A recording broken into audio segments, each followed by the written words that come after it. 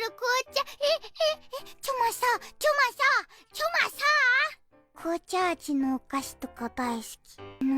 紅茶味のフィナンシェとか紅茶味のロールケーキとか大好き。紅茶クッキーも大好き。だから紅茶味のメロンパンなんて食べちゃった日にはどうなると思う？食べたい。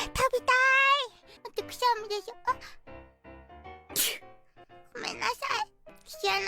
メロンパンの話で興奮しすぎてくしゃみ出た。情けない理由だ。